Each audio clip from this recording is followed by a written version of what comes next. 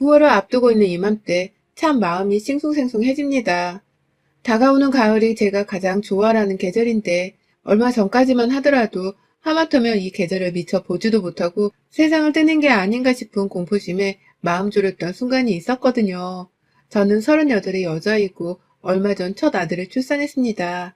결혼을 31살에 하고서 어느덧 결혼 7년차를 맞이했는데 그간 임신을 그렇게 바랬음에도 불구하고 잘 되지 않아서 마음고생이 엄청 심했어요.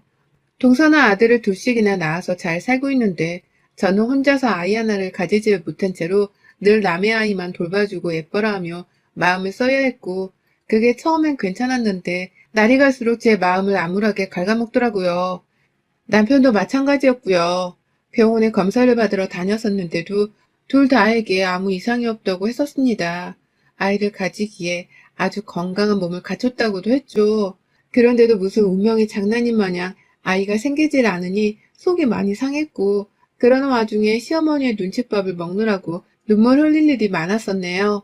아이는 나 혼자 가지는 것이 아니고 남편이랑 같이 가지는 것인데 시어머니는 저 혼자의 문제로 인해서 아이를 가지지 못하는 것이 아니냐는 말을 제 면전에다 대고 참 많이도 하셨습니다. 그게 제 심장에 대못을 박아대는 짓인 줄도 모른 채로 그저 아프라고 쿡쿡 찔러대셨어요. 결혼 초 동서네가 아들을 낳고서 출산 후 다 같이 시댁에서 밥을 먹던 때 동서한테 주려고 만들었다는 미역국을 저한테 주면서 말씀하시더라고요. 이렇게라도 여자가 출산을 하고 나서 먹는 국그릇을 받아 먹으면 임신이 되겠지. 네 동서한테 좋은 기운 좀 받아가라. 좀 배울 게 있으면 배우던가. 라고 하면서 애 낳은 동서와 저를 비교하시더라고요. 임신을 하는 걸로 배울 게 있으면 배우라고 무안을 주시는데 솔직히 뭘 배우라는 건지 이해가 가질 않았습니다. 임신이 뭐 대단한 유세를 떨만한 일도 아닌데 배우겠다고 제가 공책 들고 동서 앞에서 수업을 들을 수도 없는 노릇이었으니까요. 그것뿐만 아니라 시어머니는 평상시 동서와의 비교를 많이 하면서 제가 하루라도 빨리 애를 낳아야 함을 강조하셨어요. 네 동서는 너보다 어린데도 일찍이 애를 낳아서 이렇게 피부가 곱잖아. 근데 너는 나이도 더 먹어놓고서는 벌써 그렇게 눈가에 주름이 자글자글하면 어떡하니? 너 좀 더 있다가 애 나오면 진짜로 나중엔 누구 하나 손도 못 댈 만큼 눈이 푹 꺼질 거다. 그땐 네 남편이 네 몸에 털끝 하나 안 건드려도 네가 할 말이 없을 거다. 라고 하면서 젊을 때 애를 못 낳는 대가로 노화가 빨리 찾아올 거란 소리를 하며 저의 기분을 무한하게 만드셨어요. 지금 생각해보면 당시에 저는 분명 어리고 지금보다 훨 젊었는데 어머님은 따뜻한 소리는커녕 자꾸만 가슴에 비수를 꽂아대는 말만 해주셨죠. 그 와중에 동서도 가운데에서 많이 눈치가 보였는지 요즘은 애를 다 늦게도 잘 낳아요. 라고 하면서 저를 위로해주는 말을 건네주곤 했지만 바로 옆에서 어머님이 에휴 그게 다 뭔 소용이냐. 빨리 낳고 빨리 애 크는 걸 봐야지. 애미가 다 늙어서 얘를 낳는 게 무슨 소용이냐고. 라며 동서의 말까지 묵살을 시키셨습니다. 그때 알았어요. 그저 어머님이 원하는 건 하루라도 빨리 남편의 애를 낳아서 어떻게든 키우라는 것이라는 걸요. 하지만 하늘도 무심하기 싫이 제게는 아이 소식이 정말 오래도록 찾아오질 않았습니다. 그 사이 병원에서 받은 검사 결과를 시어머니께도 말씀을 드렸는데요. 어머님은 제 몸이 정상이라는 것에서 다행이라며 기뻐하시기는커녕 네가 정상이라고? 아니 네가 왜? 어떻게 네가 정상일 수가 있어? 너 그 병원 제대로 찾아간 거 맞아? 돌팔이 아니냐고. 라고 하면서 검사 결과를 부정만 하셨어요. 제가 분명히 불임이든 뭐든 문제가 있어서 임신이 늦은 것이라고 생각을 해오셨다가 갑자기 제 몸이 정상이라고 하니 꽤나 혼란스러웠던 것이었죠. 그래도 그렇지. 어떻게 며느리 몸이 건강하다는 말에 그럴 리가 없단 말을 하면서 돌팔이 의사가 아니냐는 말을 하실 수 있는지 정말 어머님의 말 한마디 한마디가 너무 밉고 매정하게 느껴졌습니다. 하지만 아무 곳에도 저의 이런 마음을 풀거나 얘기할 수 있는 사람은 없었어요. 친정 부모님께 걱정을 끼쳐드리고 싶지 않아서 엄마한테도 제대로 이 일에 대해 말을 할 수가 없었고요.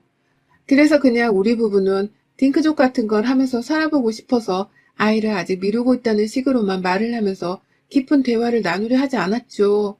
그 사이 남편은 제가 유일하게 믿고 의지를 하면서 함께 아이를 가져보고자 노력을 해오던 가장 가까운 제 동반자였는데요. 언젠가부터 시어머니가 저를 달갑지 않게 생각을 하자 남편도 덩달아 제게 무심해지기 시작하더라고요. 처음엔 정말 임신을 하려고 노력도 많이 하고 시어머니가 쓴소리를 하셨을 때 바로 반박을 해주지는 못했지만 집에 와서 저를 달래며 아이만 가진다면 다 잘 될 거라는 말을 하며 위로를 해주곤 했습니다. 그래서 저도 어떻게든 이 결혼 생활을 버티며 살 수 있었던 것이었어요. 그런데 재재작년쯤부터 남편이 조금씩 달라지기 시작했어요. 딱 임신을 하기 2년 전쯤부터였는데요. 시어머니가 임신을 가지고서 또 시댁에서 저를 타박하시려고 하면 남편이 그 말을 거들기 시작했습니다. 알겠지? 세게 들어. 라고 하면서 말이죠. 원래 혼내는 시어머니보다 말리는 시누이가 더 밉다고 하잖아요. 제 남편이 딱 그 속담에 시누이짓을 하기 시작한 겁니다. 당시 저는 멀쩡한 몸뚱이를 놔두고서 단지 임신을 해야 한다는 이유만으로 시험관 시술도 받고 있었는데요. 몸은 몸대로 힘들어 죽겠는 와중에 남편이 더 이상 제 편이 아닌 것 같다는 생각에 내가 아이를 왜 가져야 하는지에 대한 궁극적인 의문이 들더라고요. 내 편이 되어주지 않고 나와 함께 아이를 낳고 싶어 하는 것도 같지 않아 보이는 저 남자의 아이를 내가 가지기 위해서 굳이 시험관 시술을 해야 하는지에 대한 의문 말입니다. 그런데도 참 의문이었던 건 남편은 끝까지 저와 아이를 가지고 싶어 했어요. 그래서 어떻게든 제가 시험관 시술을 받으러 갈 때마다 제 비위 혹은 제 기분을 전적으로 맞춰주면서 병원을 가게 만들었고 또 주기적으로 저와의 관계를 가지면서 애가 생겼는지 임신 테스트기까지 가져다 주면서 임신을 재확인하려 했어요. 그쯤 되면 제가 먼저 애를 안 가지겠다고 당당히 나섰어야 했는데 저도 너무 아이가 가지고 싶고 또 아이에 대한 욕심이 있었는지라 어떻게든 임신을 하는 데에 사활을 걸었습니다. 그러면 시어머니와 남편과의 관계도 조금은 더 개선이 되지 않을까 하는 생각을 하기도 했고요.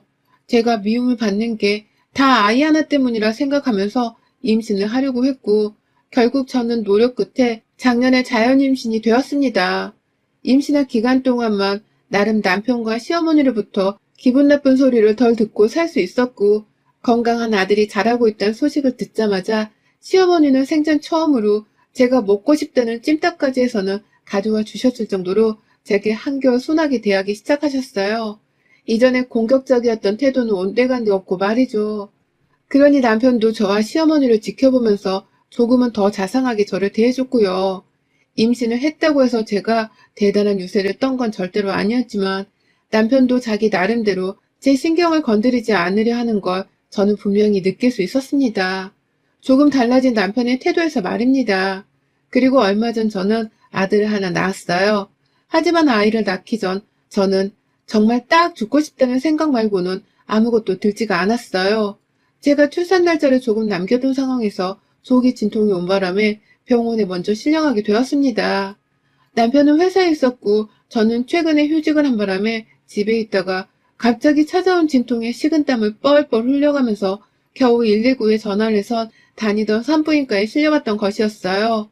대충 들어보니 자궁이 벌써 파열되기 시작했다고 하고 이러다 더 큰 쇼크 상태에 빠질 수 있다면서 당장 제왕절개를 하자고 가족들을 부르라고 하더라고요.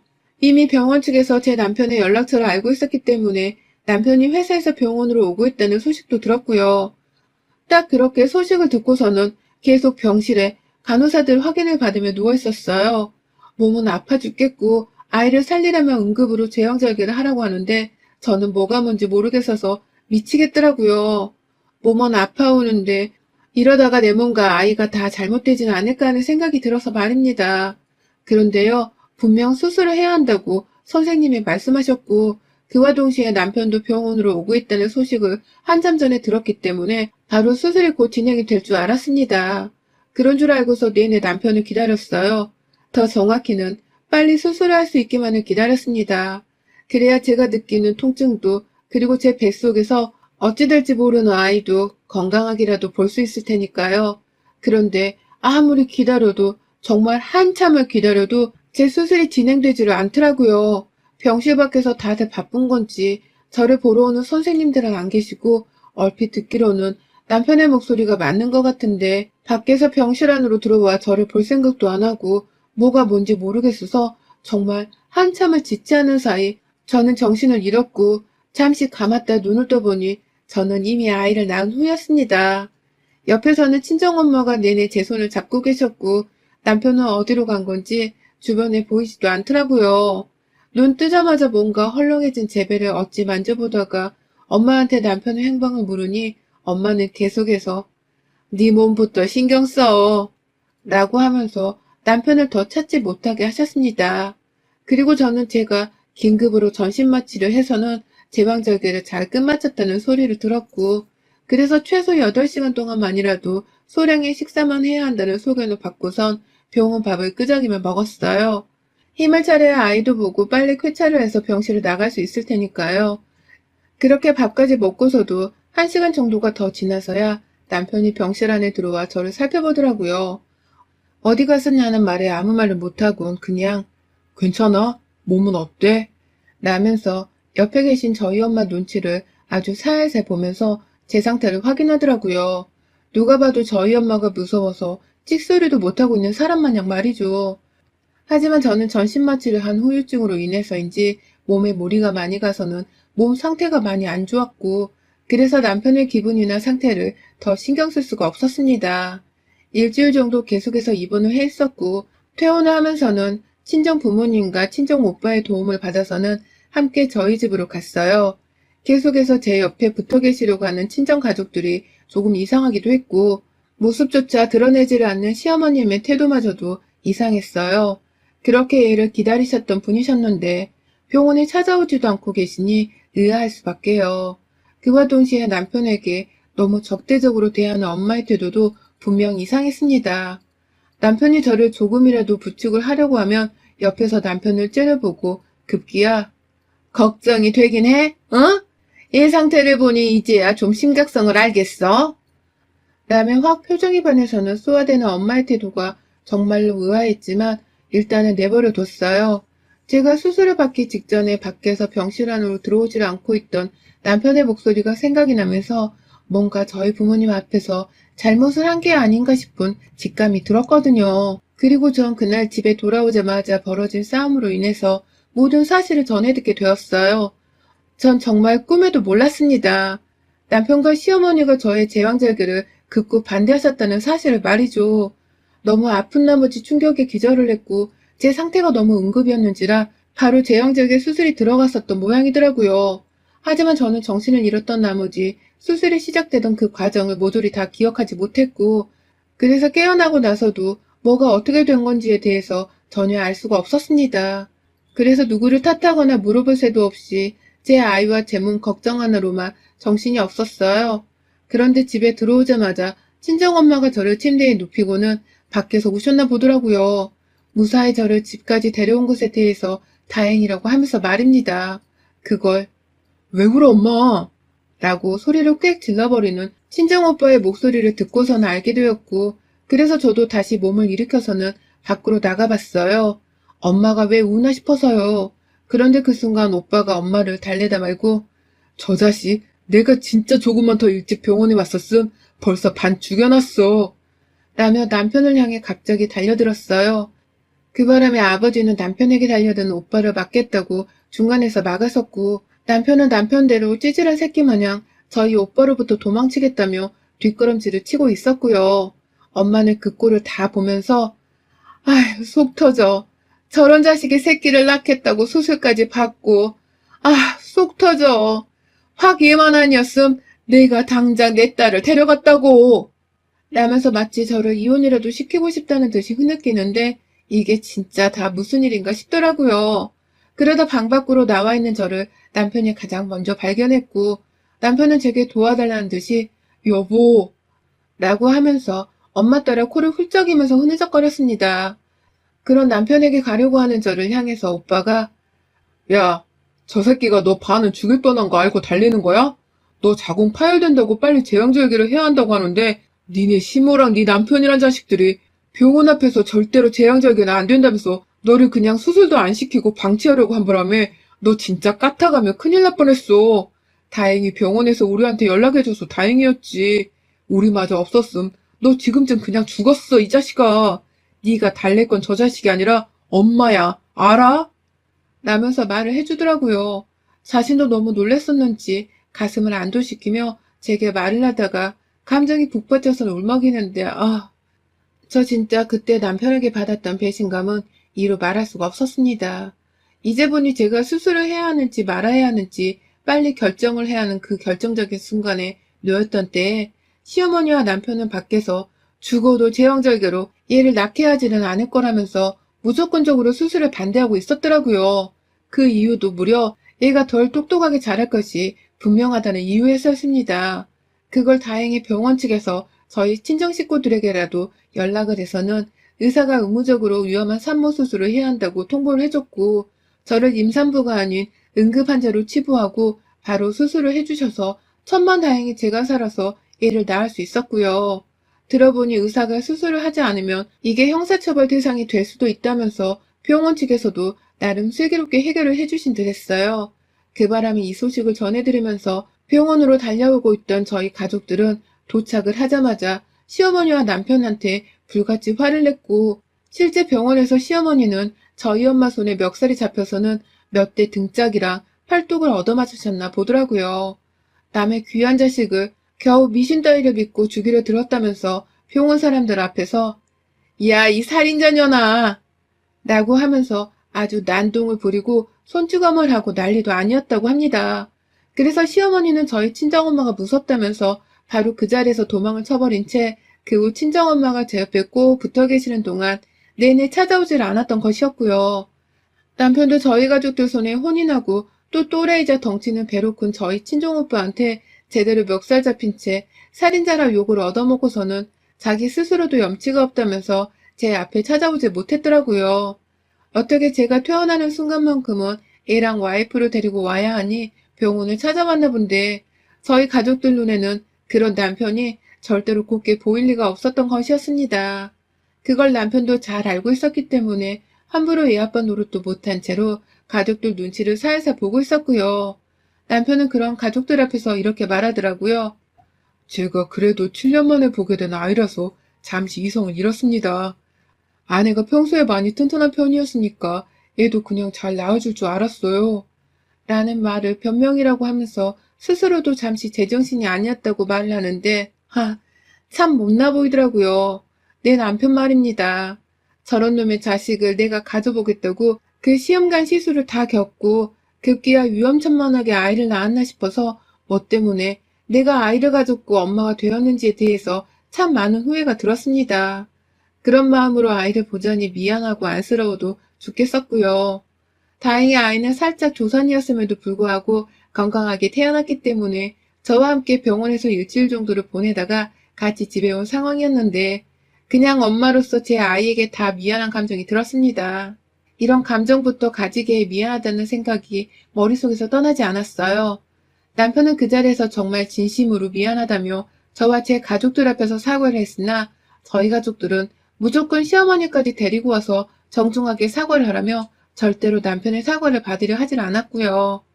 결국 남편은 시어머니를 모시고 오겠다며 집을 나가서는 한참이 지나도록 돌아오질 않았습니다. 결국 사과를 못 받고서 이대로 떵떵거리면 잘못이 없다고 할 시어머니와 고부관계로 쭉 지내야 하는 건가 싶어서 진심으로 이혼을 생각하며 정말 많은 생각을 했습니다. 결국 남편은 집에 돌아오지 않은 채 시댁에서 하룻밤을 잤고 다음날 아침 일찍부터 시어머니를 모시고 왔대요. 시어머니는 이미 저희 엄마한테 또 한 대 얻어맞을까 싶어서 잔뜩 움츠린 채로 집구석에 들어왔다가 누워서 일어나는 제 상태를 보고서는 아차 싶었나 보더라고요. 어때요? 애가 저렇게 누워서 힘도 못 쓰는데 저런 애를 혼자서 애 낳게 하겠다고 수술도 안 시키고 있고 말이야.